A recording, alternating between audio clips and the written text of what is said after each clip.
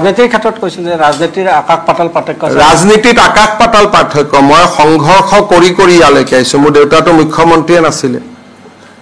গতিকে কিমান আপোনালোকে ভাবকচোন কিমান গালি গালাজ কৰি মোক কিমান চেষ্টা কৰিছে তাৰ পিছত মই কত যুজি ইয়ালৈকে আহিছো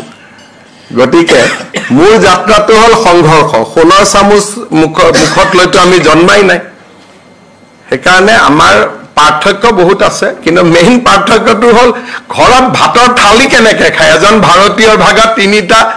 ব্ৰিটিছৰ ভাগত কেনেকৈ ঘৰখন চলে মোৰ এইটোহে অলপ জানিব ইচ্ছা হৈ আছে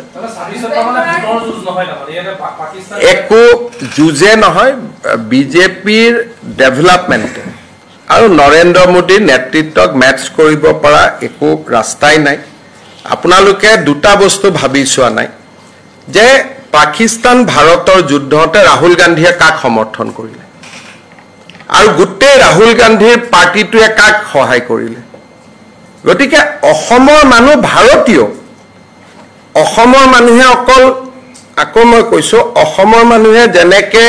নিউজ লাইভ প্ৰাগ টিভি প্ৰতিদিন চাই তেনেকে অসমৰ মানুহে টাইমছ নাও ৰিপাব্লিকো চাই অসমৰ মানুহে যেনেকে অসমৰ ইউটিউব চাই তেনেকে ভাৰতৰ ইউটিউবো চাই অসমৰ মানুহ ভাৰতীয়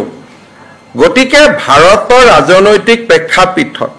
ৰাহুল গান্ধীক ভোট দিয়া মানে যে পাকিস্তানক ভোট দিয়া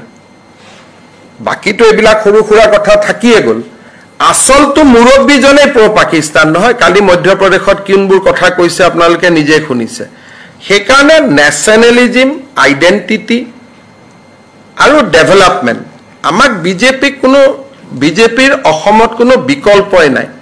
অসমীয়া ভাৰতীয় মানুহৰ কাৰণে বিজেপি যে নেসেসাৰী ইন আসাম